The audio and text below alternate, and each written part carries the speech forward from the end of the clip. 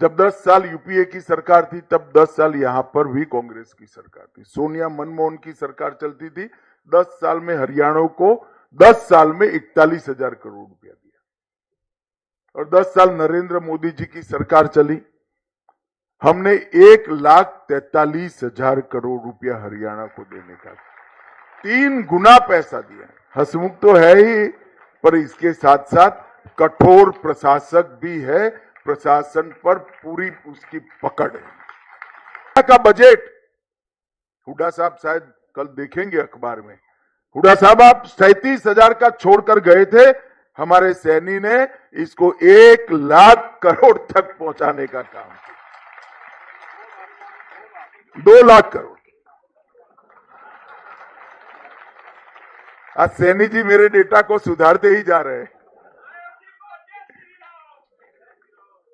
इसका मतलब कि आप जीडीपी भी बढ़ा रहे हो, जनता की सुख सुविधा भी बढ़ा रहे हो, गरीबों को भी आगे लाने का काम कर रहे हो और इंफ्रास्ट्रक्चर भी बना रहे हो। ढेर सारे काम है, आज विषय नहीं है इंफ्रास्ट्रक्चर पर बोलने का, परंतु मैं 2 आंकड़े जरूर देना चाहता हूं।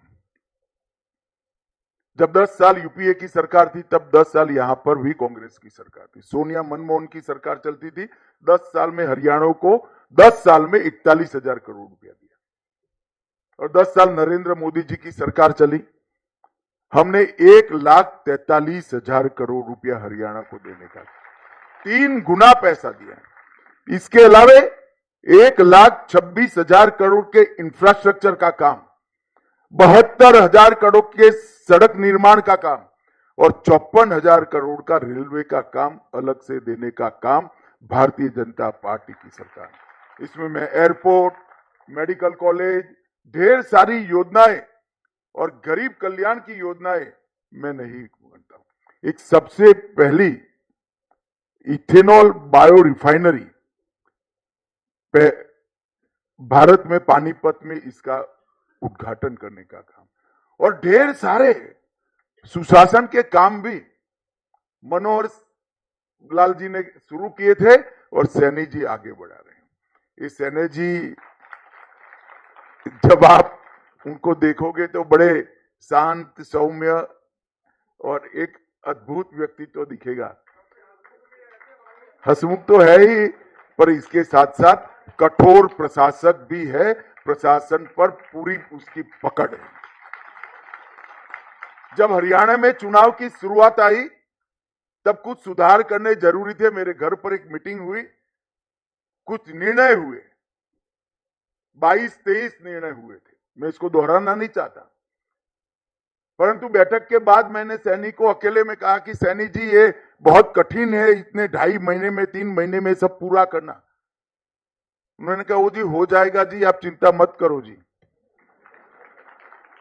मुझे लगा चलो अच्छा है, कर ही लेंगे, मगर साहब चुनाव की घोषणा के पहले सारे के सारे काम नायब सिंह ने पूरे कर दिए थे और ये इसकी प्रशासनिक क्षमता का उदाहरण। जब जनता के बीच में से उठकर एक सामान्य व्यक्ति राज्य के शासन की धुरा संभालता है तब किस प्रकार का परिवर्तन आता है, इसका आदर्श उदाहरण हमारे नायब सैनी है। और इसीलिए कोई भी समस्या लेकर जाओ वो हंसते हैं और हंसकर इसका स्वागत भी करते हैं और समाधान भी करते हैं। मित्रों, आज सबने मुझे यहां बुला है, तब एक बात मेडिकल कॉलेज के संचालकों को भी मैं कहना चाहता हूं।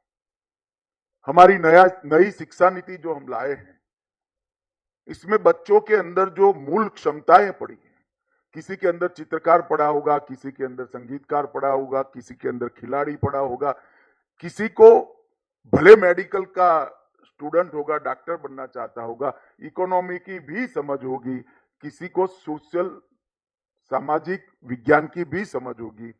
ये सारी इनकी जो मूल शक्तियां हैं ये मुरझानी नहीं चाहिए।